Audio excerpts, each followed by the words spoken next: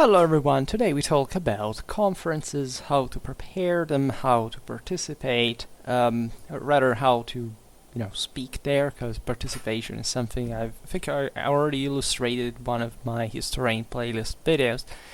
It's nothing complicated, actually we could start simply from that.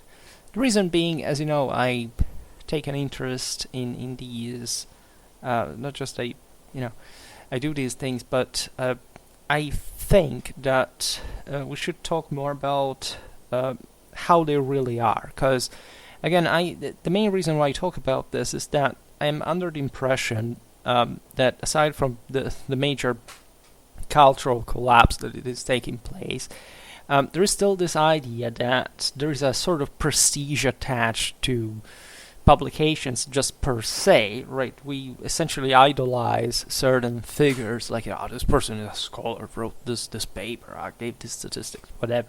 And then you don't even know how the thing works mechanically. So today it's not just about this, because I will not be talking about historiography or how, the conference, the call for papers, all this stuff actually work in a larger sense. I will tell it from kind of the individual perspective, more as an aid for anyone who wishes to, first of all, participate in them. Like, as you know that, I told it many times, I believe that, of course, there is a standard. I believe that the current academy is still the highest standard we have worldwide. I mean, you can't really think to simply write something that goes out of there, right? There are people who are very competent, very expert, even though they're not, for example, academic experts in that specific field.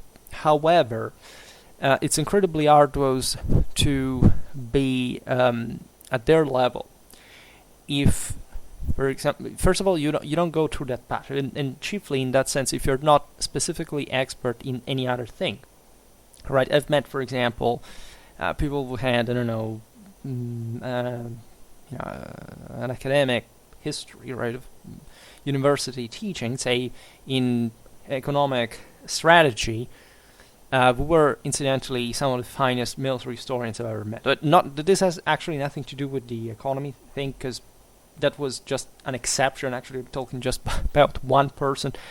But that one person was particularly exceptional just as a person, and it's just like a bit the exception that confirms the rule as far as this kind of cross, because there is the idea that everything has to be interdisciplinary, and thus, if it is, all problems are solved. The truth is that one of the reasons why there is not enough interdisciplinary approach, which is another mantra that is shot on us constantly, is, of course, the structure, how we specialize nowadays, but also the fact that interdisciplinary approaches today are bogus, right? Most of them in the scientific standards, scientific quality of those works very often is just, okay, let's show we can be friends, we can talk, we can use each other's work, but this absolutely and structurally or systemically doesn't make up for the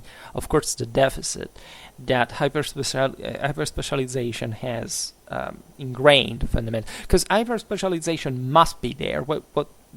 Anyway, it should be just signed by a more comprehensive take on the world that I believe actually is there if you are truly and very well hyper-specialized. That is to say, you're not just hyper-specialized in the sense that you are a paper machine that maybe doesn't even in fact write so many great things, but just like has developed an art of writing papers that just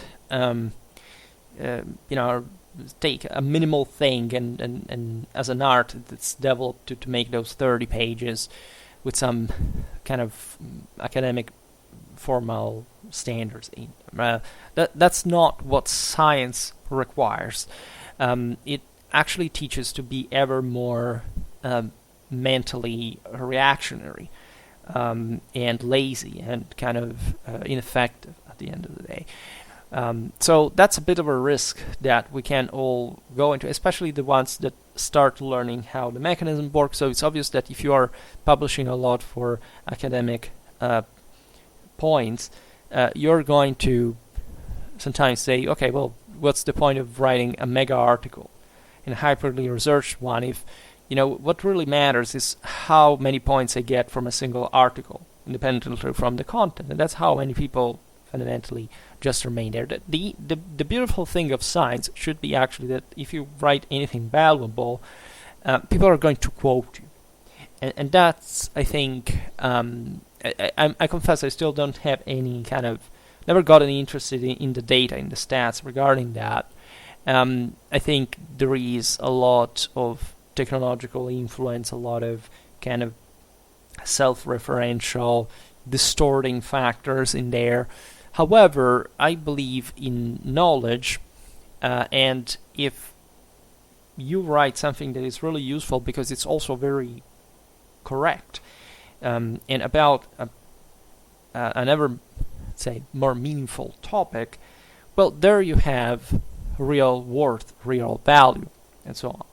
So writing papers for journals, for even sometimes we will have to talk about books per se, but mostly that's what you write for, is an interesting activity. I think it's my favorite so far.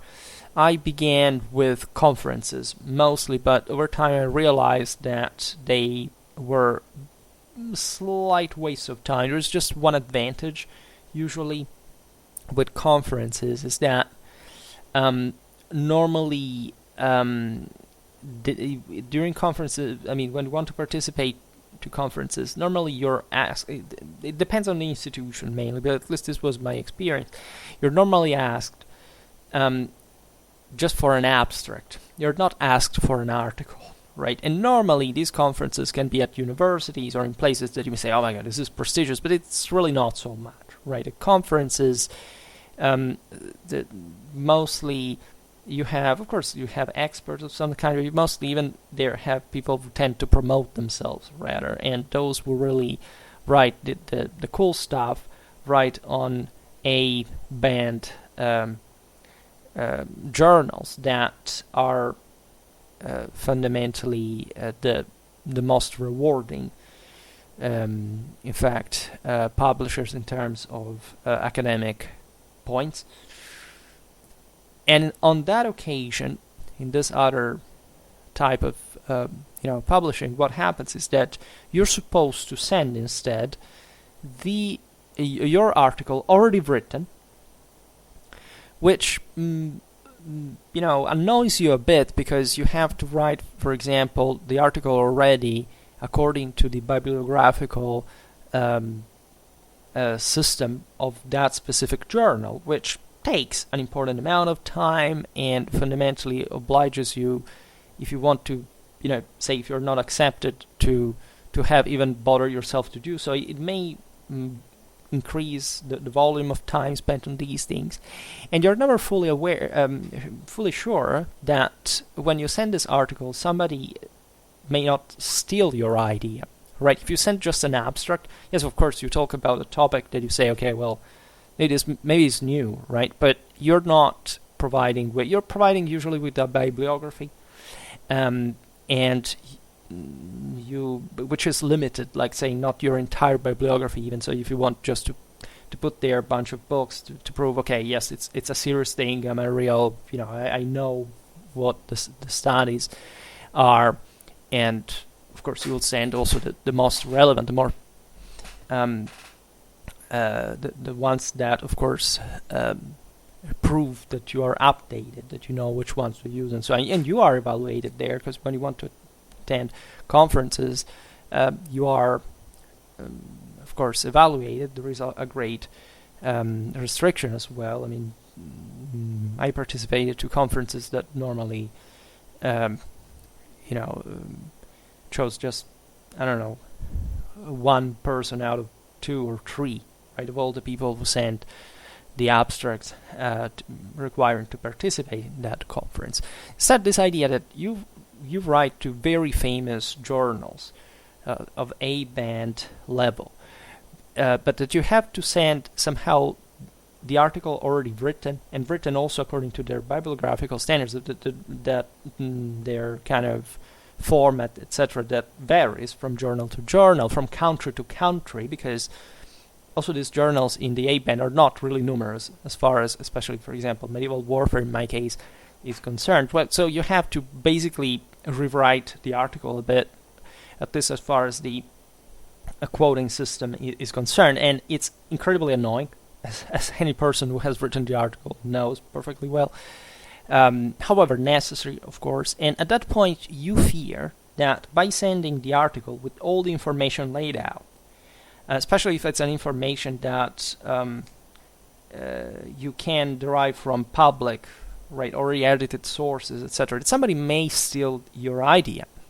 Because these journals also receive tons of proposals. Of course, this makes it easier to dilute the risk that anyone is going to copy you or stealing the idea from you. Of course, this is not really done often, as far as I'm concerned, because it's very easy to track if somebody kind of copied you. But people do that. I mean, I know that people from abroad go search for your PhD thesis, for example, that is public, and so everybody can access. They translate it, and they write articles on the base of it, even before you do that. So it's a risky business in that regard. However, I should also point out that it's difficult for a person that is not specifically expert on the topic that you cover, can, even with all the article written and presented by you to them, can simply work on it and simply stealing the idea, unless it's something particularly glamorous, right? Something that really can make a lot of money. In my case, battles, certain other tactical or strategic insights about certain military culture, whatever. It's relatively. I'm at a point where people properly don't understand, even in perspective, that topic, because it's so not studied that I can afford even that kind of stunning effect. Let's say, how didn't we know this, and where do we start that? And there are linguistical problems because you quote some sources that you also have a kind of an expertise to analyze and so on. So there is a cost, benefit ratio there you have to consider. The problem is that when you also provide with these articles for evaluation, naturally there is a blind peer review, which means that they call actually the experts in the field to evaluate your article and say, okay, well, this is good, this is not good, or you have to fix this or that in order to publish it in this journal. But it takes time, and legally you cannot submit the same paper to another journal in the meanwhile. So this may take a way further time, because yes, you may have different papers that you're working at a time, and naturally this system of simply providing with the article done, let's say, is somehow advantageous as far as you're not bound to any time, right? When there is a conference, you have to stick to the time of the conference. You have to, as we will see today, essentially write the article technically later. I mean, after you have actually discussed it at the conference, and you say, how? Well, yeah, just big news, that's how it happens. When you go at conferences, people haven't really written the papers, right, that they are. So they're just, of course, they have done their homework, they've made their research, but essentially they're just exposing some ideas that eventually they still have to write down in the article, and at that point, you're literally called, you're given a deadline later, maybe a year later or something like that. So it's all in theory, and it may happen that, I don't know, you're busy with other work and it says,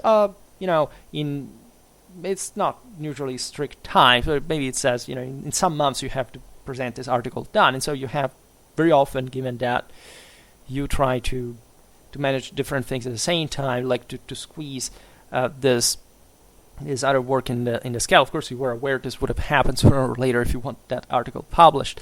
And I know, in fact, lots of I have some colleagues that simply love, differently from me, to participate to conferences, just to speak out there, to meet with the professors, with the scholars, with the experts, talk, extending their network. I don't give a damn about that. But as far as I know, they take this conference as a social occasion, and then they will not eventually write the article either.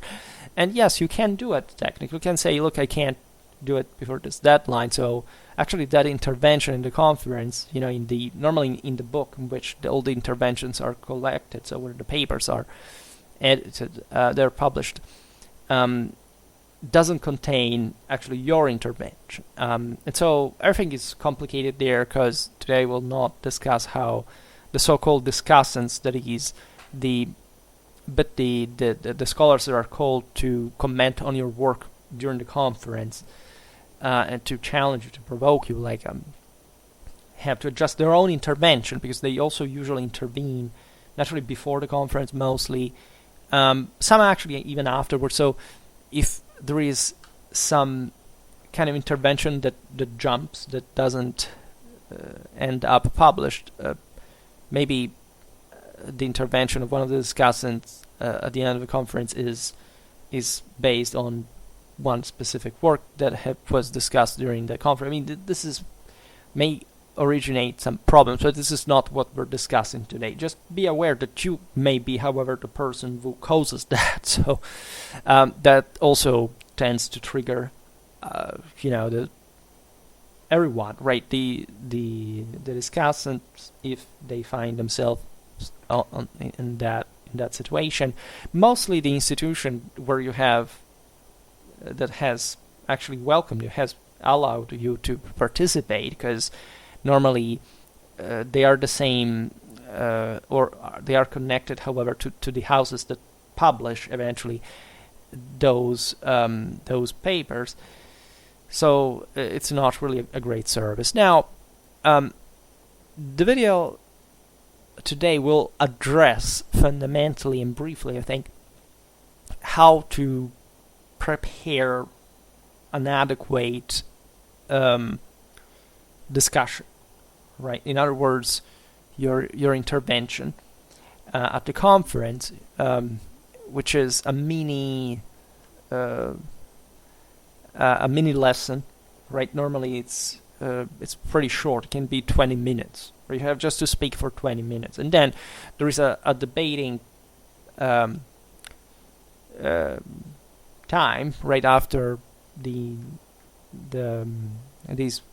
a group of interventions, and normally are in fact are classified under a common topic, and this group is called panel usually, and then every panel has a specific discussant, because the guy should, as we were saying before, understand more or less, be an expert about that specific topic, the panel you are in. Normally you don't have to care about these topics unless you're not one of the organizers, which may happen. By the way, I try to avoid that like the plague, because I'm very exploitative of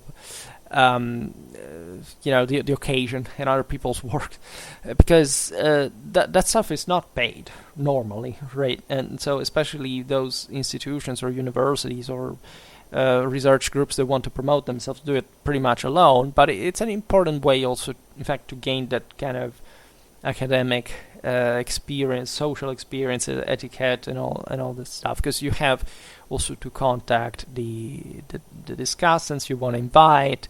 You have to pay them usually, right, through your institution, the stay in the city, and all this stuff. That's kind of interesting. People make tourism like that. I don't like it or care about it very much. That's why I prefer the journal stuff, because you just write them and you can do whatever you want in your life. You don't have to care about that. But it's the same. And if you want to make a vacation of 1 week during the conference, wherever this is held, okay, just do it. It can be a chance. But say if you're going to economize on time, on other expenses, and so on, well, or simply because you don't deem it necessary, right? Like in my case, I think the other way is better. Also because it's normally higher in quality. It can be also more difficult, however, to, as we've seen, it has other downsides. It may be more expensive sometimes, and some other precious, in fact, amount of time and energies to participate to that. Now, how to participate to a conference? Well, normally you will simply wait for calls for papers in that institution, and that's normally public. You can see it from the site of the institution. They are very naturally publicized events. They're shared. The more people they can attract, the better it is. So you should have a pool of universities or institutions or whatever that more or less make those calls, and you simply search for. And normally they give you in that case a topic. Whereas for the journals, the topic is the one of the journal, and so you choose the journal yourself. You don't have much of a... the content can be more varied in that regard as well. So during conferences, you still do have that kind of variety, but sometimes very nice, especially through an intelligent management of the panels. Some nice groups form, so it's pleasant to listen to them. All right. In general, I think that journals also provide you, of course, always with the greater specificity that you are searching for, right? Usually at conferences, there can be narrower topics that the conferences are based on, but normally they're wider because they attract more people and they can be more general. I mean, for example, the last one I participated to was about war. In general, during the Middle Ages, so it can be literally everything, right? From, I don't know, economics. There can be lots of things connected just to...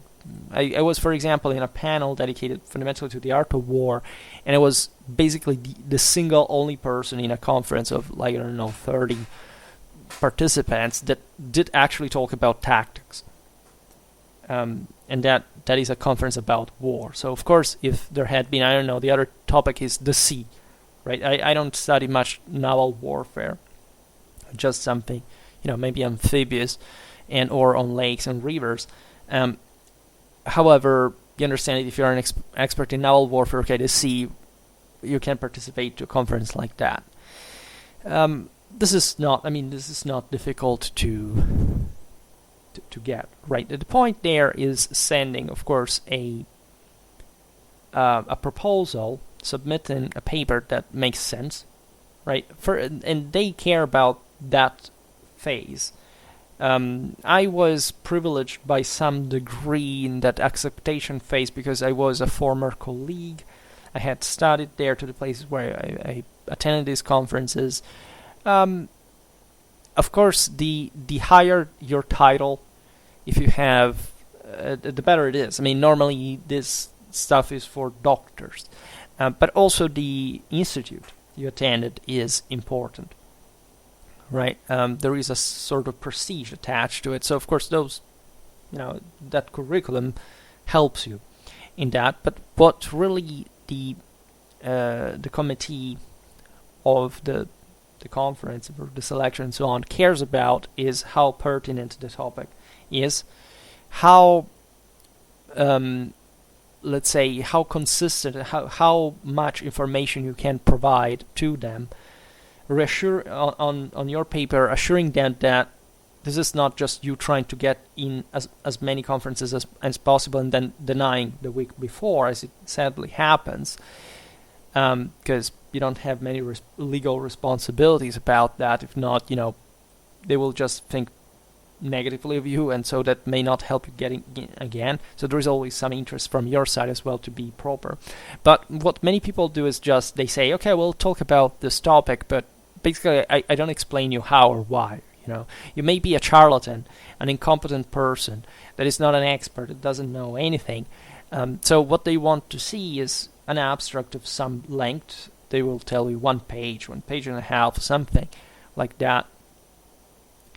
And some bibliography, right? So that they they have at least something to evaluate on whether you are a charlatan or not.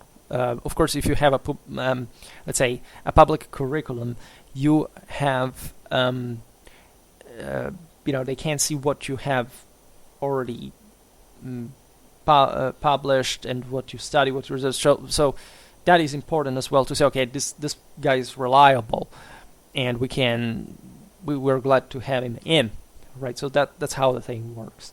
Now, writing an abstract is very simple, telling the truth, and that's also objectively a moment in which you can make a bit of magic effect on it, because it's not, again, the article. It has practically nothing to do with that. Sometimes, again, this is written before you even know how the article is going to turn out, because eventually the most interesting things always come up when you research, you write the article. I mean, in itself, of course, it depends. It depends on what kind of information you have or not already. However, you can sound cooler, right? Than maybe the topic will be. Normally, I think my topics are pretty cool, so I actually even maybe wasted a couple of papers for publishings that were not so high in academic pointage, but and I gave them maybe more than they should have had themselves. But again, as I was saying before, the other way around is much more frequent, right? There are people who literally have nothing to say. They write terrible papers that are practically irrelevant, and just they will have that published, and they will have some points for that.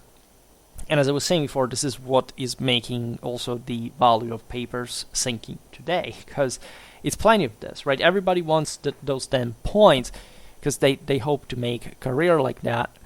Sadly enough, that often leads to just the cheapening of the content's quality.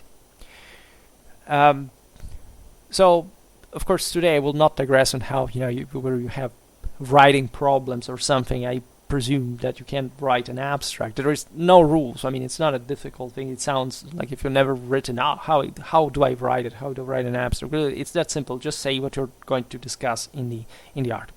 Point. That's all you have to. There is no other rule and limit outside the length in number of words that they tell you to write as a maximum normally, because obviously you would like to write more. I mean, abstract can be written in one evening, right? It doesn't have to be pretty demanding, but it should be accurate enough also to prove also yourself what is that you're going to do. Because if you frame well already what the article is going to be, it's as if you had already began to write part of it, and so you know more or less how to frame the same concept that you're going to discuss. Now, what kind of topics do you want to present to either a conference or a journal, or both at the same time? Because it depends, of course, on what kind of institution this is. There is, perhaps I should make another video about the strategy behind, the goal that you think you own in terms of, original work that nobody else has written about, which is in theory what experts should do. And so what you don't want to see too much publicized before you actually can publish properly and say, okay, this is mine, it's published, I can use it more easily to discredit anyone who tried to copy me or something like that. That's a very important passage of the story, because you, of course, need to publish with a certain economic strategy, like what is that you want to do? You want to write lots of articles, or you want to write good articles? It takes different time to do that. Again, better articles are recognized as such, worse articles do, but the first are less numerous, the others are more numerous, exactly for the reason the dynamic entailed. Thus,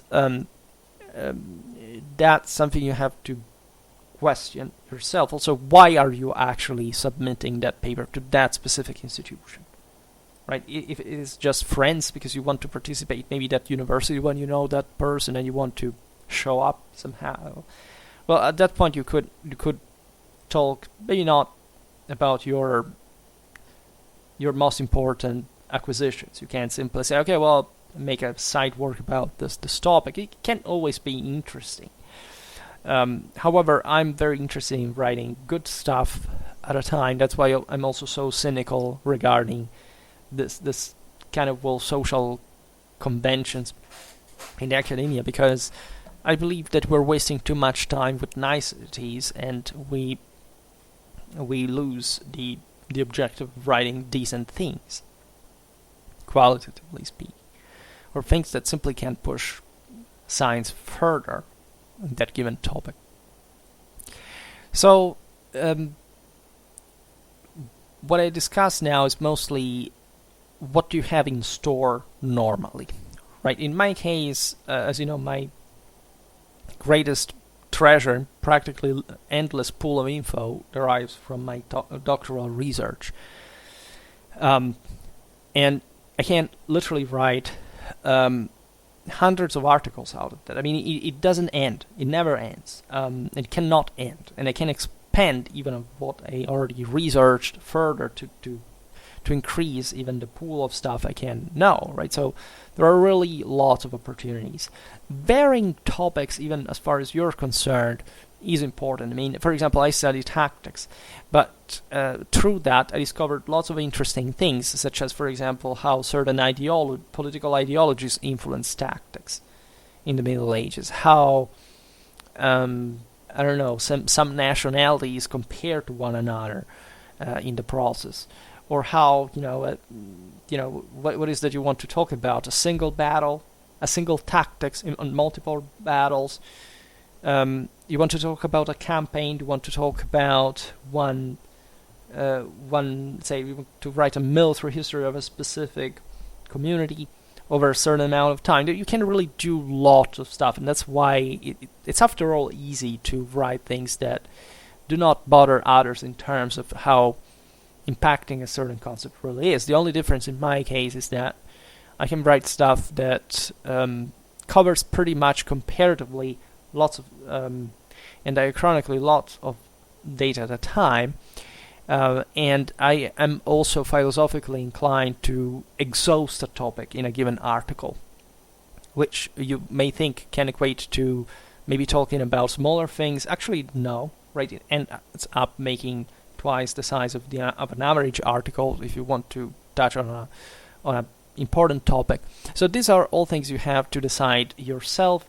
In part, you cannot foresee that until you write the article itself, because maybe you thought that about a certain topic there was, after all, relatively few, and then there is much more, and this is actually typical, because we don't remember everything by heart, so we tend to simplify in our mindset. For example, now I'm writing an article making a premise on, say, the work, which is two essays of a scholar who wrote about the same topic I want to discuss, and I remember I had read them several times already, and now rereading them, I discover other aspect of it. I start toying like with this guy's mind back in the day, what he was writing this for, how, and lots of, I could have, now that this was part of an entire article, but I could have written an entire article just on that topic. So I like to make constructed things, because I like building up a theory a lot. But that must be done only by going really in depth. So really the volume of articles can increase quite quickly depending on how good eventually they're going to be, because you have to be complete and thorough and proper. So when you're planning, of course, to write an article, just be aware of the fact that, especially if you're indebting yourself with one, which you will have to write it later, that the larger, the more demanding the topic, the more you're going to write, and sometimes it can be very long or even too long, right? So far, I've exceeded sometimes as I said before, the average of an article's length, but nobody ever told me like we can't publish this, because at the end of the day, it's oral added value in a sense, and so they have, of course, you have to write sensible things, But in fact, if it's a very thorough work, nobody can really tell you no, which is kind of interesting as well. Then if you really want to write something longer, you can write a book. Albeit writing a book is a completely different process. It's a completely different type of writing. It's not even about the fact of having, of course, to plan something much bigger that requires more, but it's literally, you have to use a different type of prose, because people are not going to publish a book that is meant to be read by a wider audience, especially if it's written like just you normally write an article. That is the properest thing you can do, right? This is very easy. I mean, normally books you read are written by people who probably publish something else. They are experts or whatever, but that do not write in the same way they write articles. And in fact, mostly write pretty bad things, because normally, again, they treat articles like books, just with a even wider degree of dilution of kind of methodological scientific quality, and they they write terrible things, and then when you read their articles, you understand, oh well, this person is actually more intelligent than I thought from the book, and I know what kind of historian he can be when he actually behaves like one, right? That's what we are doing, right? So it also depends, of course, on the person you want to be. Who do you want to be? Do you want to be a kind of stormy, romantic hero that wants to change the entire historiographical foundations, like I'm doing, by the way? That's I like to see myself like that, but literally, I mean, or are you instead pursuing just a job career? And it's two completely different things, and this affects dramatically how articles are written, right? So the abstract shall fall kindly for you if you just do everything properly. Because you have to provide with a curriculum and just, again, the bibliography of what you want to write in the article and so on. The article is not written. So in many ways, this video doesn't deal with that. How to write an article is something I will say, I will describe on another occasion. Of course, articles can be, as I just said, extremely different, and so the process can be different, but there are some kind of common features that are important too. Also motivationally, and just with like a purpose and an objective that is important to define.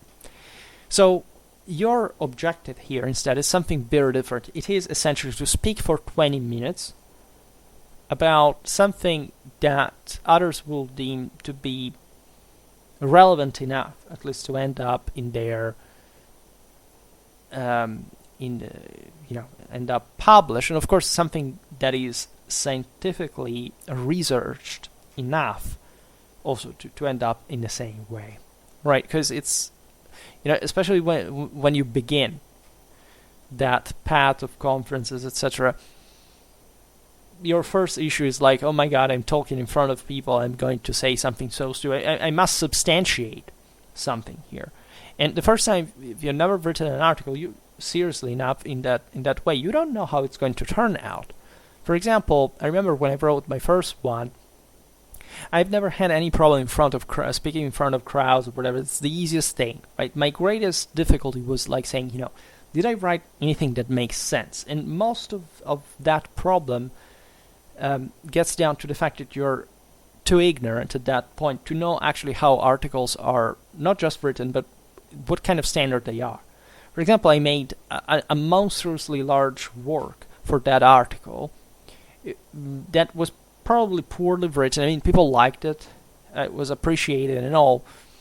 But I know for sure that there weren't actually mistakes, but, if I had to rewrite it today, I would write it a completely different way, because I think I missed so many important aspects there that just methodologically could not be left out. Of course, if the person doesn't know that, because they're not expert in that, and in my field it's so easy that you almost could lie into their faces if you wanted to, but I don't. I think that, of course, the most difficult thing there is to appreciate the scientific consistency of your work. There is all a method there that is useful also for writing the article itself eventually. So it's obvious that doesn't matter whether you're going to write the article later or not, that of course you have to substantiate that scientific soundness. So you must have, if not written the article before, which you may also have done, by the way, you must have at least researched the topic that you want to discuss, right? So when you write an article, what most of the job gets down to is refine it over and over and over and over again, right? However, there is a base, kind of a, okay, let's pick the single data, the single evidence that I'm basing this paper on. And in function of the speech that I have to give at the conference, let's start immediately toying with the possibility of what are the highlights here, right? What is that I'm doing? For example, I recently wrote this paper about, I actually have to write it still, but I participated to a conference about this, talking about a specific tactic. Of course, looking at different battles in which this was employed in a given, it was part of my doctoral pool of information. So I knew the time and the place well enough already. I more or less already knew before even looking at the sources what the sources were, which is a huge advantage. I knew properly what the topic was about because I remember the tactics when it was enacted at the time, and that's because, again, my work was entirely on tactics, so I had to remember that, having spent 4 years on, right, so previously.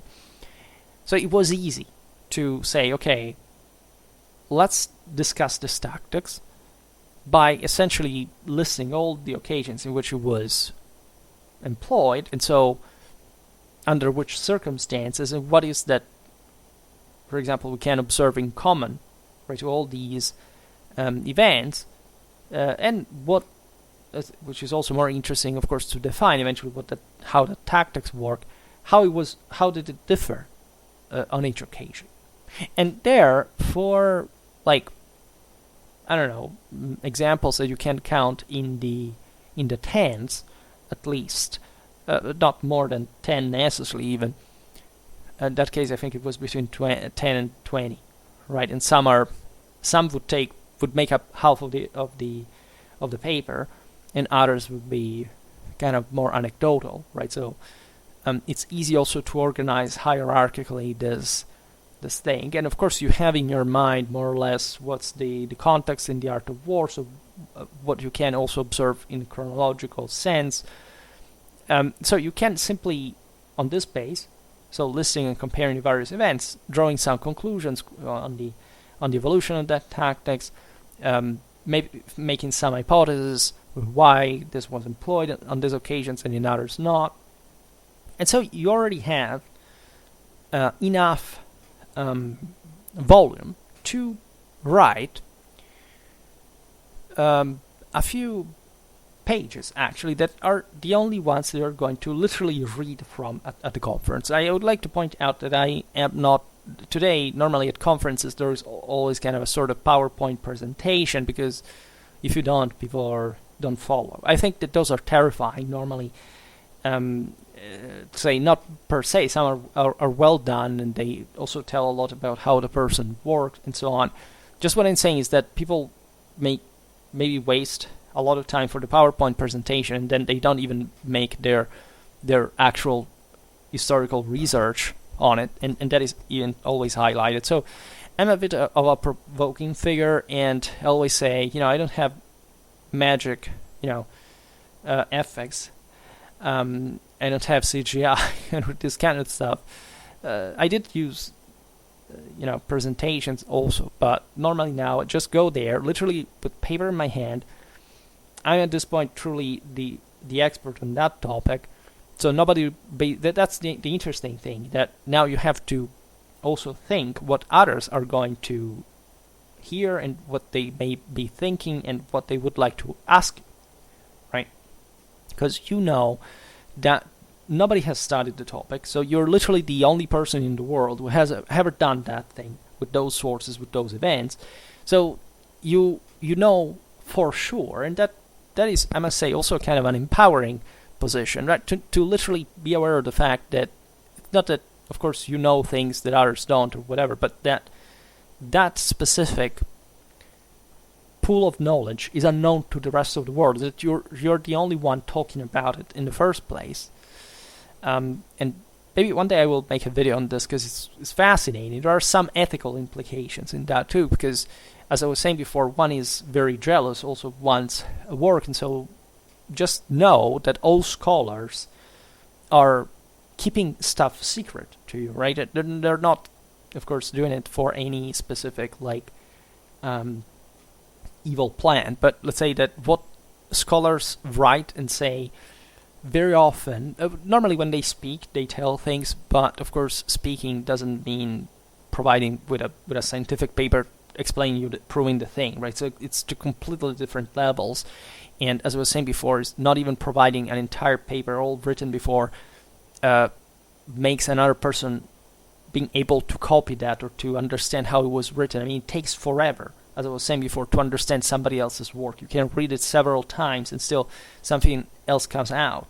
So it's also very psychological work, to tell it all. But just be aware, that's what I wanted to say, that compared to what we of course, to what is published, there is a huge volume, multiple times the one it is, except, of course, I mean, talking about people who are active today, we've published in recent times, because, of course, we have, for example, the published stuff of people who died, 100 years ago, and nobody really has the mindset that they had. We just can read their work, but we have lost with the death of those people, of course, great part of the idea of whatever ideas they had in their mind at that point, which is just like, a library burned down, which is painful, indeed. Reflect on this issue, because it's really important. And you have, of course, to somehow even foretell what kind of questions may be posed to you, given what you say. Right, so what I've just said is literally, yes, if you count, I count, for example, my words, right? You know that, and it's pretty precise. At a certain pace, you have to adjust the way you speak. You have to speak multiple times, because you have to understand sometimes, say, writing something and reading it is two different processes. Your own brain may have some conceptual difficulty in reading what you yourself has written, while you're speaking, for example, than just when you are browsing it, just reading it without saying, oh, yes, I understand this. But until you speak it, you will not actually understand it yourself by some degree. That's very important. And it shows you how, first of all, how lazy our mind is and how superficial, too. But also how important it is to speak your mind out loud. For example, Schwerpunkt gave me an edge in this, because what I learned to do here is not much reading or studying. I could have spent all this time simply reading, but by needing to explain it to someone else, I got to a higher level of understanding than if I had just read the thing. Right, and it sticks in your mind. If it builds up properly a structure, a theory, a system that just reading cannot do. In fact, that's the reason I always say that there are people who read their entire life and they fundamentally don't understand much. So this pseudo-intellectual or pseudo-scientific BS that I read so many books. Yeah, but what do you actually read, and what do you actually know, and what do you actually understand or learn or are able to refer? Because they are completely different things from one another. Reading is good. Read as much as you can, but also try to see it like, what am I doing? Right? Because if you're reading just for saying, okay, I have to read 500 pages a day to show that I read so much, it could be useful by a degree. I mean, you can do some things that other people can't, but these are not being, for example, an expert in whatever field or being who knows what a kind of greatly mentally developed person. Because if you read 500 pages in a day, you're not going to remember even what is written in 10 of them in a very short amount of time. So memory is important. That's yet another function, but today we don't talk about this. Today we look mostly how effective we have to be when we will speak there, right? So literally the amount of words, I don't remember how much that is, to speak for 20 minutes, and I'm very chronometric about that, because normally people say the intervention is 20 minutes, and then people speak for half an hour, 40 minutes, and you're pretty pissed off because you say, I wrote my intervention for 20 minutes, and you didn't give a shit about that. So normally, that also does weight on how people select others and so on. It depends, right? There are many other factors. Maybe they know each other and so on, but say stepping the way. I mean, normally there are people telling you, look, now it's over. There are more or less stringent times depending on the conference, the people who host it and so on. However, I think that what you go there for is rendering the greatest effect with the least effort.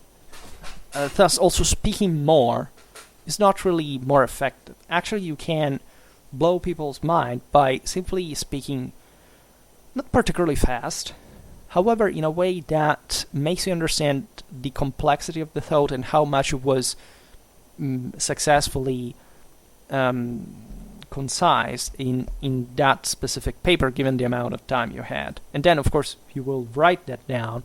So that's a completely different moment when people will want maybe to read your work. But that's another thing, really.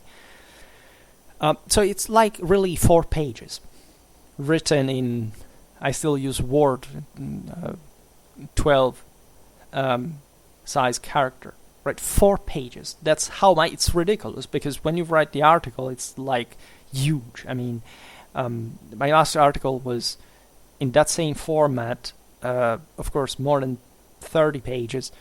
And eventually, when it gets printed, it's like a double or even more so. And most of that is notes, by the way. So in order to read that, it would take literally hours and hours, which you do not have at a conference. So actually the scale there is impressive. Like if you're habituated to that kind of work, which is basically the standard of a truly good scientific paper on average, by the way, because things could get pretty, could get even more advanced, but we're just humans still. But this is our, chance of improvement of transfiguration in the process. But it doesn't quite work. Or at least it does work, but it's still like a very gradual path. It's ridiculous. It feels like you were telling these people just a preschool kind of text for dummies, right? So it's somehow terrifying from your own perspective. Now, you shouldn't be lazy about that too, because of course writing 4 pages doesn't mean that and that's the challenge, that you write something is just double length the abstract you had to provide and getting away with that. Everybody can write 4 pages in a, even in a consistent grammar or syntactical way in 2 days, right? To just speak. However, what you have to do there, and that's your chance to shine, because that's where you're there for, right? Conferences especially are the moment in which you in fact are there as a person, as a public figure, right? So there is an advantage, of course, in conferences, interventions, that is, just consider that you are the person who's writing this. And so there is all a persona, a character, a face, or even a mask sometimes. I'm very always kind of straightforward, but you realize that there are people who want to give an impression to be somehow more cathedratic than they actually are, or maybe the other way around sometimes as it happens. I always try to be efficient, right? Deadly in some way. I'm very people told me, like, you talk about how to kill people in efficient ways through tactics and so on, and that's how exactly you structured the article, your geometric, squared, whatever. Yeah, I do work like that because it is true. It's also the topic that obliges you to use a certain dialectic, a certain language, a certain vocabulary, also a technical one that must be very precise, and that is supposed to make you sound confident and effective. Right? You could go as far as saying that what you act like at a conference is mostly a matter of psychology. It's not even about what you say, what you're presenting, in a truly scientific sense, because people are not really following you. That there is also to say this, that the harsh reality of a conference, that doesn't matter how many sharp minds are going to be there, if you speak for 20 minutes at a decent speed, still being intelligible, but saying lots of stuff, right, putting a lot of data together, even the discussants, the greatest expert there, are not going to follow you more than much, or they're not going to, say, to memorize all the information that you pointed out. For them to understand, they wouldn't make a mistake if they tried to correct something, unless it wasn't, a big mistake. I mean, in the last conference, for example, it was the only one that wasn't criticized in terms of any formal mistake. Nobody told me, like, there is anything wrong with what you wrote. No one, right? It was just questions to me, like, why did you, for example, scan it temporarily like this? I mean, why did you periodize this tactic? Which, of course, is a question there. That it was the only thing left, because with history it's always like that. You have to arbitrarily choose a beginning and an end. And then other questions about, what do you think about this other thing or this other thing? Like, to test your competence in those fields, right? So that's also another very important, the debate, the discussion is a very important phase of the conference. We'll talk about it in a while, because there you're really tested, aside from that prepared speech that naturally does sound prepared in a way, because it is, right? There is nothing wrong with that. On the contrary, it shows that you bother yourself to be that effective. There are people who sit there, say a bunch of BS that take, because when you are, so let's go orderly here. How do you do it? Basically, you write these 4 pages, right? Where you start writing them, and then you have to count the words. And so it's just like at school. I remember they made us do this exercise. Like, you have to write a text, and then you have to try to eliminate all the unnecessary things in order to compress it, to make it always shorter. What is that you want to conceptualize as the core of the text itself? And so it's obvious that when you're an expert on something, you always would like to add more information, right? But if you try to do that, or to try to conceptualize certain ideas, you will end up digressing and wasting a lot of time, right? So that's why, for example, there are of course some scholars that go out there, they don't have a prepared speech, they don't read, right? However, in that case, it ends up like a broader, we're here, we're talking about this, blah, blah, blah, but they don't actually tell you what they have written, but it's with their work, or how far they have gone with it. And frankly, that's unpleasant, because if I come there just to listen to you, which I personally never do, but even as a participant, I have to stay there to listen to your stuff, and I bothered myself to just actually be proper and increasing, in that sense, the quality of the scientific exposition.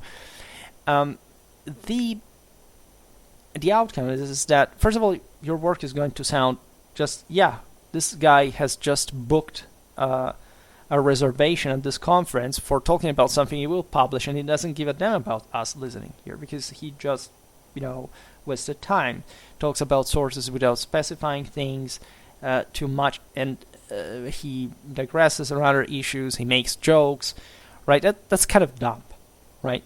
You can be ironic, you can make some, especially in the debate later, but when you write, you have to be a bit of an artist. There is a literary engagement there. You have to word your exposition carefully. You have to be. There is an harmony in a text, right? There is a kind of a right dosage of concepts of how they are ordered. You have to give the idea that there is a rhythm, a pace, and that you are analyzing all these various topics because you want to get from point A to point B. You want to introduce the thing carefully. You want to conclude the thing meaningfully, and also providing with a lot of information, if you have that, to support your own theory. That is crucial when you write. So in a sense, this moment of pleasure that eventually you will not have when you will write the article, right? Because there you will have, again, to refine, actually increasing the volume of the work, because you would like to make it easier and shorter, but things are not easier and shorter. Things are always much more complex than they sound, even from the same sources that you would like to make the thing simple from. And that's why we make history in the first place. But when you have this possibility of making an intervention, how much does it take to make this intervention? Well, it could make just a couple of weeks to write a decent 20 minutes speech that is really impeccable and that is really to the point and makes people falling in love with what you're discussing. And that also shows how much you really care, besides knowing just how much you know, really. That's how you fascinate people, especially if you're going to conferences. You want to captivate them by sponsoring yourself because you think people want to remember your intervention. Know that this is the way to go, right? The lazy chat is not really, it's something you can do on YouTube, right? And I do on YouTube. I don't give a damn, because on YouTube I make a video every day, so I don't have the time for scripting anything. Of course, videos that make much more, channels make much more views than mine, of course, do that, but it takes a team to prepare the whole thing. They maybe post once a week, so it's a completely different story. So on that occasion, if you treat that context seriously, you should be.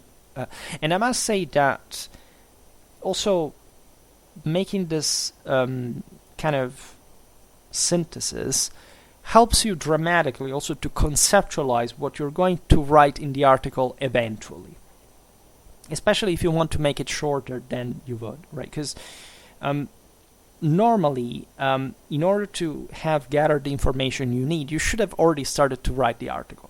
And that's how I do it. Like I have this conference, say in 3 months. All right, I start writing the article on my own, and then I gather my ideas. I say, oh, look, this is here, like it there. So if I have to speak about this in the conference, I have to take in consideration this source, because this thing, says precisely this, uses this specific word. And then in the last couple of weeks, you can literally write the speech based on what you have acquired. That, of course, in those previous months is overwhelmingly larger than anything you can say in 20 minutes there.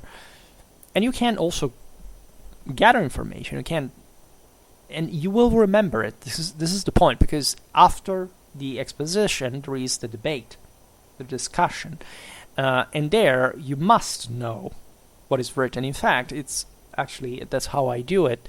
I bring with myself at the chair this 20 minutes long read text, and other 3 or 4 pages of, say, at least the most important things that I have to remember. That it's a paste and copy from the article in progress that I'm writing, right? So that if I need, for example, a specific source, I know, where did you get this information from? I got it from here, and that there's all a nuisance explanation. I never had to pick those papers, those sheets up afterwards during the discussion, because first of all I remember that, but discussions are also much broader, and especially when you have exhausted the topic, that's very interesting. You know, if you are just having a chat and not calibrating all the words, compressing them, you are much more likely to be asked the details during the debate. if you cover everything precisely, nobody, like, you literally scare people. They don't want to step in that because they understand that you're fiercely competent, and that they would, as experts, as not knowing anything about that, fall in front of an audience, and they don't want to do that. So the questions they pose to you there are actually also the most interesting, sometimes also the most challenging, the ones that can produce even a more heated debate, because sometimes they may be a bit more conceptual, a bit more ideological. For example, in that discussion after that article was liked, I spoke my mind about a given thing that was asked, and none of the experts agreed with that. And they wouldn't tell me how and why, though. That's quite interesting. Normally, and on something, no, everything, I mean, was right. It's not they attacked the article per se, or the concept behind it, no. But talking about, in that sense, it was specifically the causes of, for example, why infantry declined in a certain context. So nothing that actually has to do with a specific military answer, or necessarily. It's obviously more political and social. And these people said, no, it's because of the demographics. I said it was because of the politics. And the interesting thing is that they didn't tell me, well, look, because that's where you should be, therefore, like, why, right? And look, there is this work, this book, this article that explained the question. They wouldn't tell that. It was pretty strange to me, because I have my views, I have a Clausewitzian background, so I know my things, I think, better than them. First of all, because I can answer them. And that's a very important difference when you're debating, right?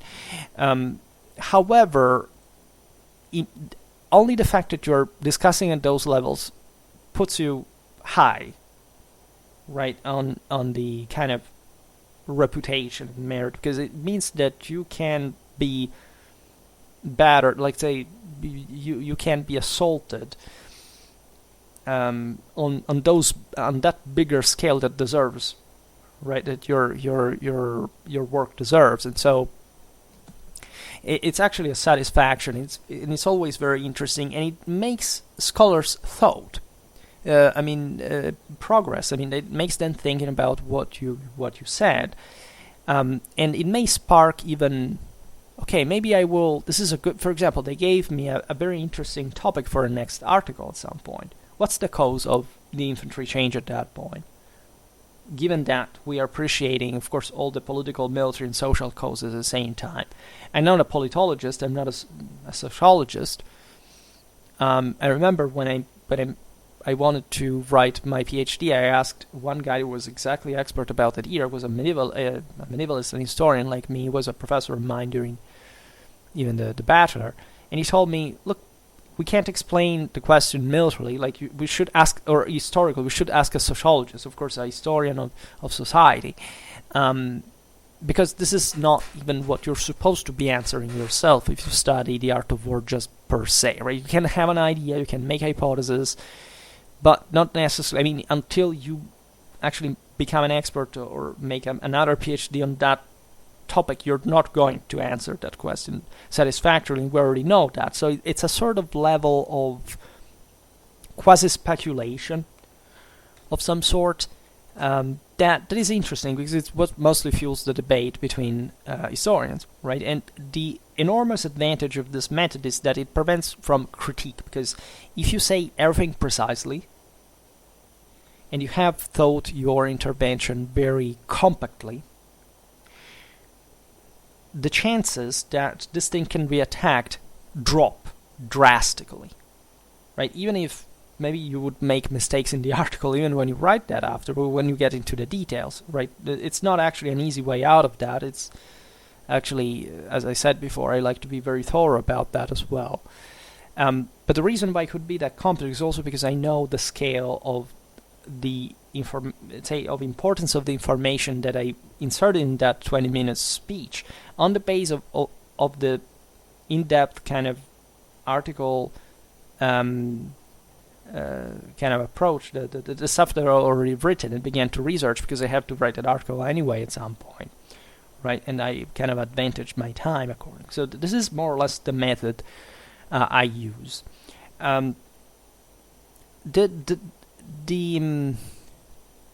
the debate, I would like to point out that these differences, again, are very psychological, because when you're talking in front of the audience, they care, right? They say that I think that the guilty pleasure of people when they go at conferences is say, haha, that guy said something stupid, everybody thinks that he's stupid because he said something stupid.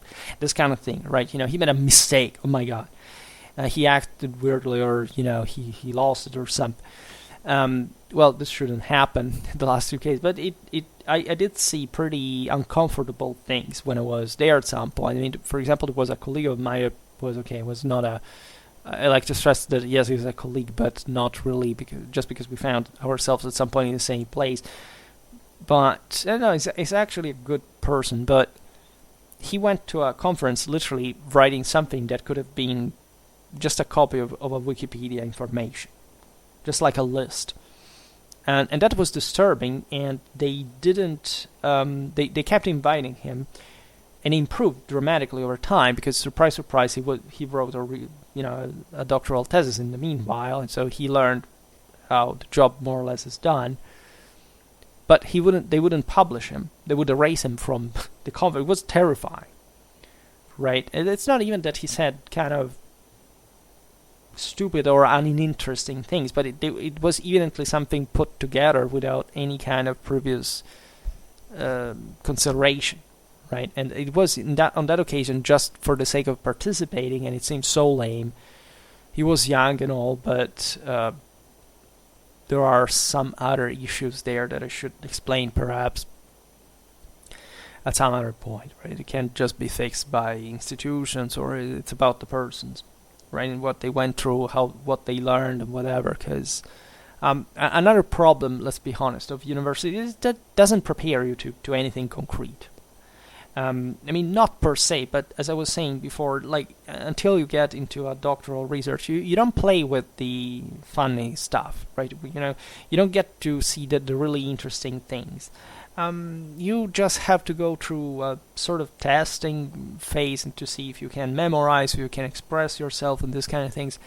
And it's very formative. You really learn a lot of good things, but it's not structuring your own scientific productive capacity.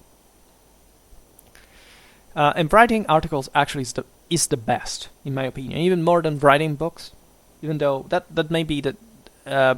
I've never done it so far. I've written multiple texts of hundreds and several hundreds of pages already, but I didn't publish them, so that's a different thing. The point is, however, that there you should be able to make a more comprehensive work based on ultra expertise. So everybody dreams to write the book of their lives, right? And that's also what I would like to do. And I think I have some idea already. I was asked to write a book now, because said to publish one, just to say, we need this stuff, and okay, I'm gonna do that. Probably this year I plan to write some article, as I'm doing, because I want to pave the way even to the books and all. I think it's important, and it gets you habituated to a certain level of depth. I want simply to check some things before I write a book about them. So it's kind of obvious, but it also depends on what you want and how you want that. So that psychology of going there, asking things and being direct and having clear ideas, sometimes it backfires if you don't know the things actually, if you make weird mistakes. But let's say, as far as the psychological dimension of a conference is concerned, it's very powerful, right? People are immediately looking at the panel, they're saying, who's the coolest among them, right? That's the thing that it's in their minds. You can see from how they follow you, right? When you raise your eyes, when you're speaking, you're reading, you can understand immediately if you captivate their attention, right? I remember once I managed to crack some joke in the thing, and they laughed. So it meant that they were listening, because many don't even follow you at some point. And sometimes it is boring. As I was saying before, most people there, especially when there is a long intervention, they just don't give a shit about that. They say, okay, this guy's talking and I'm looking at my phone. I don't care, right? Because also, let's be honest, I mean, people go there, not always, I mean, some people just come from, also by chance, right? But people, generally speaking, are interested, they know, some are experts about some things, and it's obvious that if a person talks about a topic they're not expert in, they just don't even care. So they will not listen. So captivating the audience attention is very fascinating in a conference. On YouTube, I frankly don't care, because I'm just here speaking in front of my computer, and it's completely different, and I'm literally speaking my mind, and I'm just having that chat that I was saying before, so I don't expect to be that engaging. Nor I can see your reaction, and sometimes, of course, you can get it through the comment, through the likes, through other things, but it's a different story. When you got conferences, let's say the only funny thing about conferences, I would say, is that one. Is it to be admired, to be looked upon? Maybe.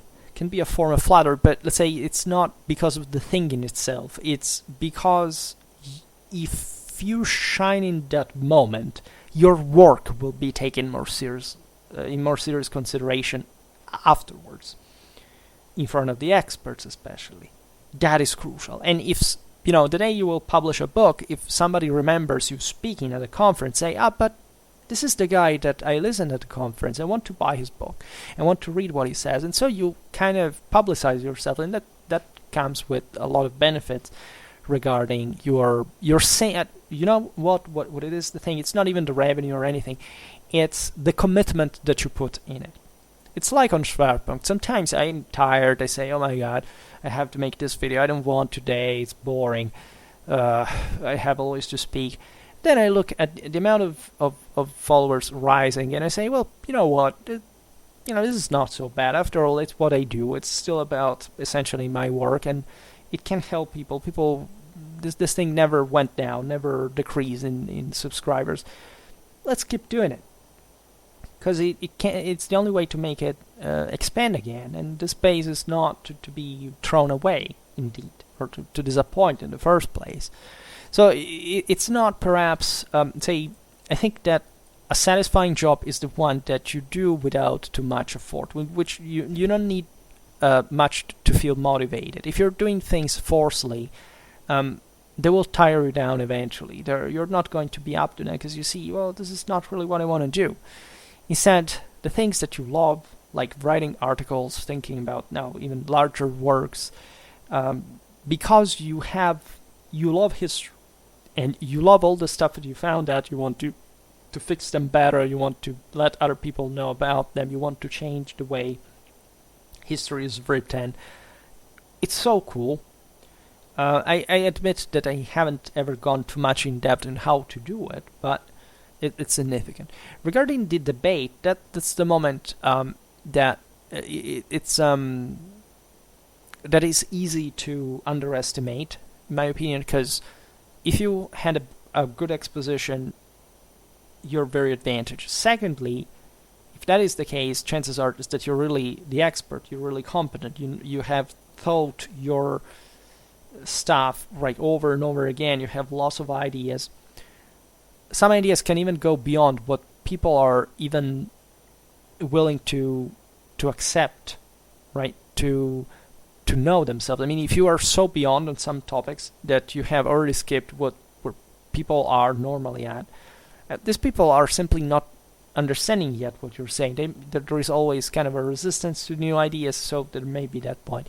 The thing that you tend to underestimate, though, is, okay, it's done. Then there is the debate.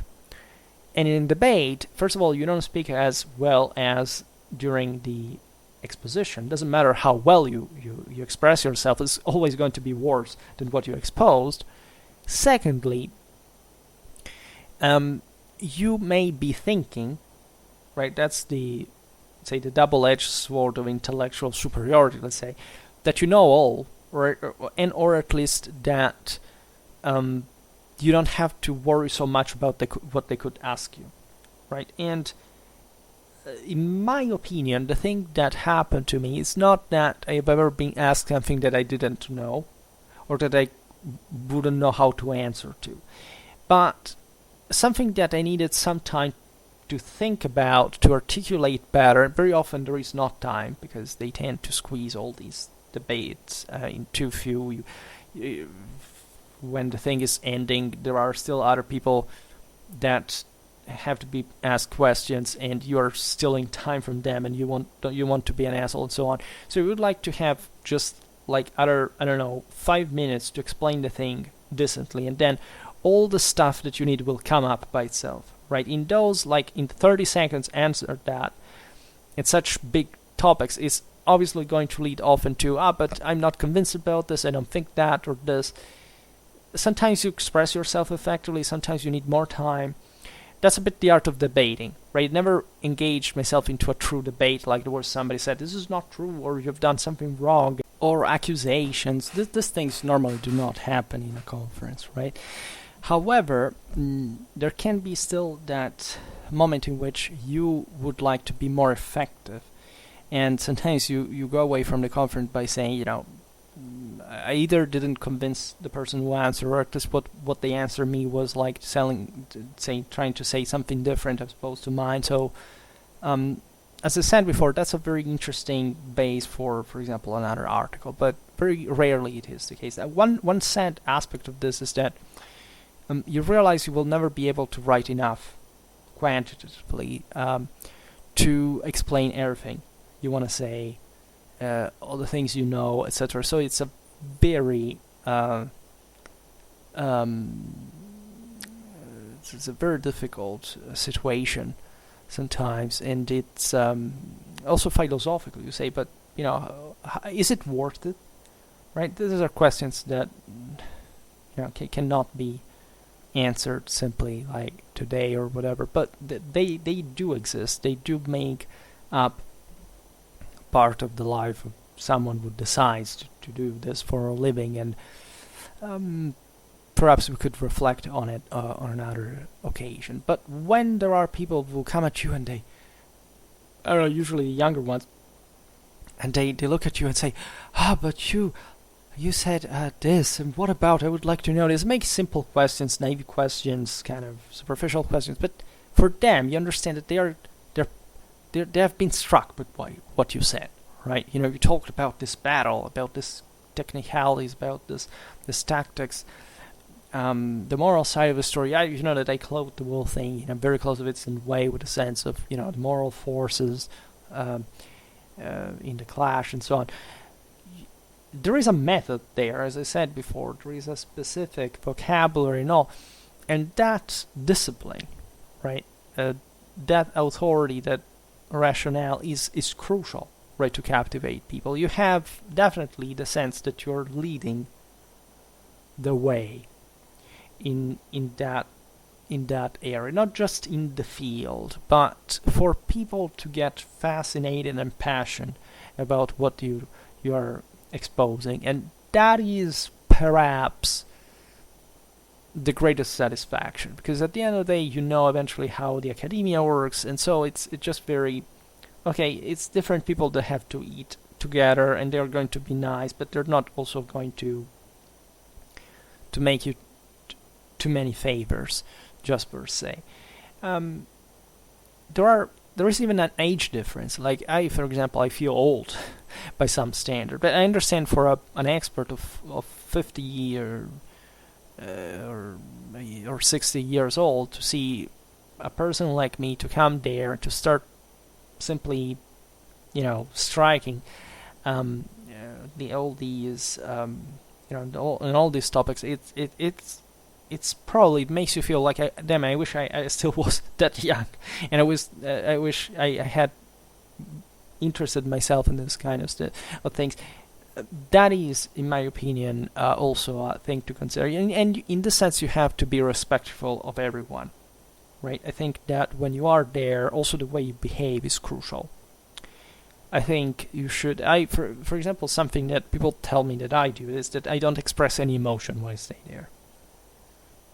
I'm very calm. Actually, I've always had this thing since I was a child, that I calm anxious people. I don't know how or why, but simply because I think there's nothing to be worried about. And I sit there, and sometimes it even feels like I don't give a damn about anyone or any living form, but I answer calmly, and I tell you the deal, and I affirm. I like to be assertive in that regard. I think that you have to transmit that certainty. You have to give science, of course, the first place there. You have to give people confidence that through science and through the example that you're setting there, hopefully, you can fix problems. You can ascertain things. You can build a solid theory, and that's what it all gets down to.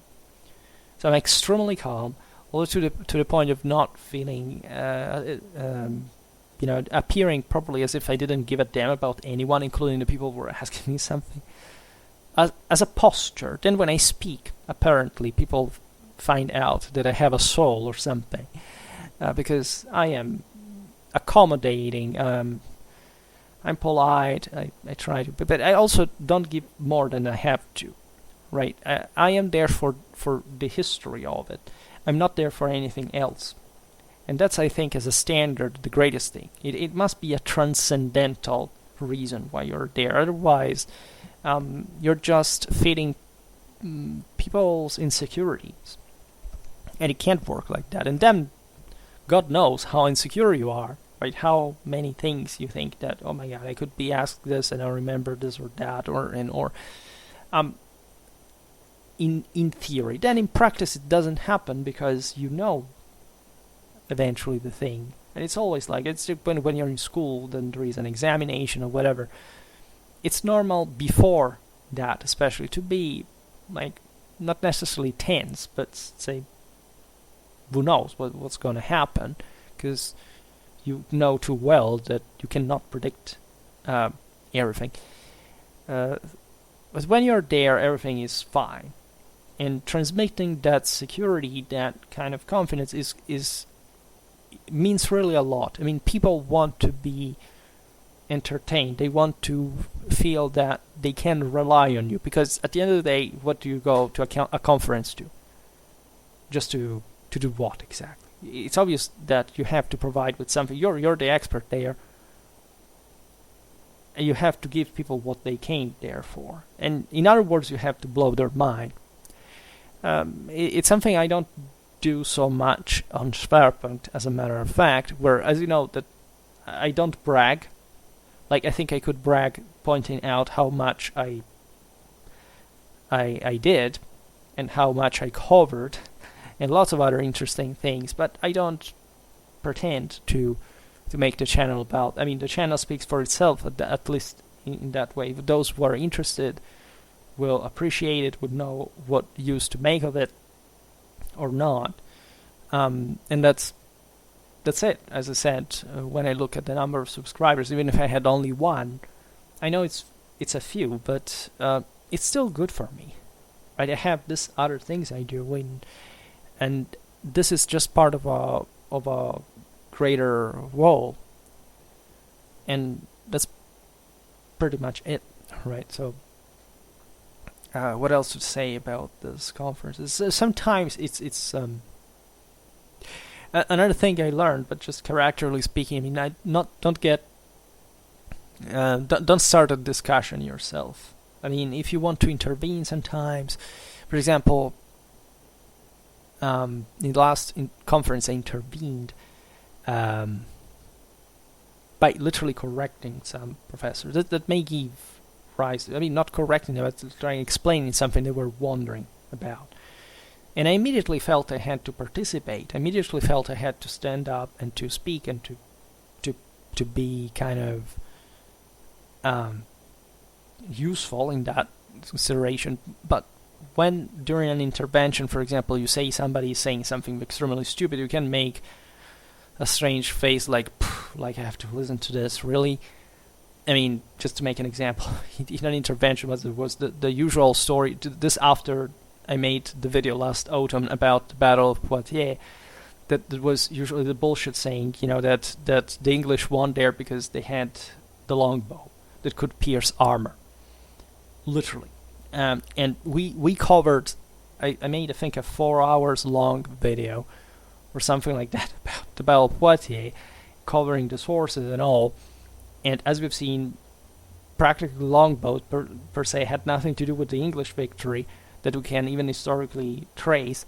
But people still keep believing in this bullshit. And I go to a conference to hear an expert on this topic. It's not that this person is making a thorough analysis on that. It's just like throwing that out there anecdotally on mid 14th century warfare. That, I don't know, because while in the 100 Years' War, for example, during the Battle of Poitiers, the English were piercing the armor of what the fuck is that? Like, and there I cannot tolerate, and there I think I've never been challenged, but I really want people to know that it's bullshit. And that's perhaps my only fault there, because as you know, I risked to be expelled, I think, a couple of times because of that, because I'm pretty silent in real life, say in social life. And I, like, when a professor, or especially somebody who is expected to be competent, says bullshit, I can't resist, right? You know, at a conference it would be different. Like, of course, I don't say to someone it's bullshit what they're saying, even if I noticed that during the debate of the conference, I wouldn't do it just for politeness, because I know you're an ignorant, it's your problem, right? It's all earned a value for me, because I can exploit a market in which the quality of the product is that low. However, in certain circumstances, like if I were to find, for example, a person who attacked me and said those kind of things, I would just steamroll these people, but heavily. Because the question is, how do you even make history if that is the stuff you still believe, and that we know that it's been debunked, by the way. So I hope it's never going to occur to me to do such a thing, but it's still possible, and sometimes you will find, some professors hate each other because they argued at some point, However, the character of a person is also very important. Just people are different, and I normally feel comfortable around certain authoritative, kind of, charismatic old guys who know their deal, were fair, were sporty about it all, that want to provoke you, but that are testing you, they're helping you to grow. On other occasions, I've seen at least people who just are a bit too ideological, and they want to impose basically their own view to the others. Normally, not maybe ad personam, like individually to you. However, if your work is based on that premise, obviously somebody's going to stand up at a point and saying that, and calling bullshit on it, and this, if you're very ideologized and very kind of, you don't want to be challenged, that you can break, you can lose it. I hope not to, but I've seen this. I've seen it very few times actually, but it didn't look good, because at the end of the day, what we do there is essentially bonding on the base of, look, that history is a freaking mind blower, and science and knowledge in general are. So look at what I found, and especially among experts who say, what that feeling, right? You didn't expect this could be, and instead you found it out. It blows your mind, it makes you think in a different perspective. If people are not able to bond on that base, it means that there is some problem, because it's usually ideological, but in that sense also scientific, because it means there is a shortcoming of some sort, right? And so if you react badly to a criticism, the question is there, like here it should be the meeting point of saying, let's try to make an effort to understand one another, given that we have different fields of research. perhaps the bitterest clashes occur, in fact, between people who are expert on the same topic. And there also because, of course, our minds are all different. So the idea of bonding together, of course, can happen by accepting the fact that we don't know everything, that we are all experts in different fields, and thus we should be humble enough to listen to one another on our respective fields. If the field is the same, it gets too crowded, people start hating each other. And especially where the problem is more theoretical than practical. And this always happens because, of course, it's very, very, very difficult that you are exactly expert on the same things, meaning on the same sources. But depending on how you approach the matter, of course, you may have developed a different method, a different background, a different impression, right? And if you are attached exactly in that field, and you have to show you have your banner standing, and that it can't be clouded by somebody else's, right? Shadowed by somebody else's, and at that point, clashes occur. For this happens especially in fields, especially that are older in times, or where there is at least less information, like, I don't know, archaeology, those things, like, I don't know, the early humans or the stuff, like, because there is so few that eventually what people debate is just the opinion that you can have on that, rather than, just saying. So you're basically criticizing each other's methods. That is, you're criticizing how another person works. And so their problems are serious. If instead, in medieval history, I think in medieval history we are the easiest going historians ever, because there is a lot. It's not being properly studied yet. There is food for everyone, let's say, and so we graze happily in the pasture of medieval sources without attacking one another. In other places, it's different, right? Of course, it's not just because of that. I think the Middle Ages confer you a very interesting outlook on both tradition and modernity in ways that no other age can give you, and especially those same ages could, but they've been framed ideologically in a way that, given exactly the reason that the Middle Ages have been left behind and not so conceptualized aside in a stupidly negative way, makes you kind of way more determined and fair and kind of, also understanding, right, towards other people's opinions. Still knowing, in fact, how to defend well your own. So, I think participating in a conference is interesting. Everybody should try that. It's just boring eventually in general. But if you manage to top that kind of efficiency in them, you can go far enough. And then just the pressure of preparing everything in time will develop you accordingly. Like most things, you have to be motivated. You must have something with that. And we can naturally keep talking about conferences, because I believe that, at least today, it's one of those occasions in which you can really meet with anyone, right? You can meet with the expert as much as the person who knows absolutely nothing about it.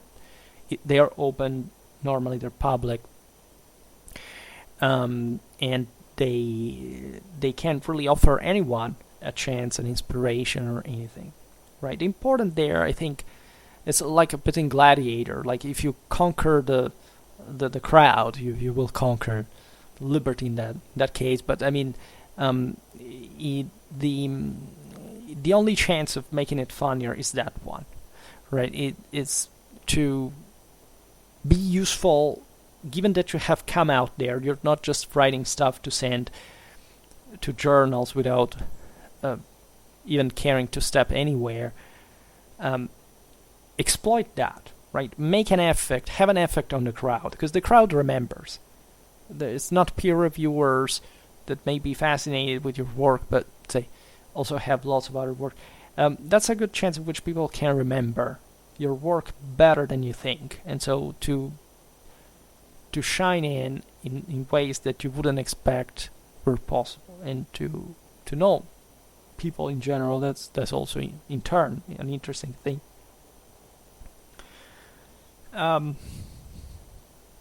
Yeah, more or less this is my advice. Again, we will keep talking about this stuff if you're interested. For today, however, I stop it here. I just hope that you enjoyed this video. If you did, please share it. Otherwise, leave a like or subscribe to my channel if you're interested in my upcoming content. As always, I thank you heartily for listening to me. I wish you a nice time and see you next time. Bye.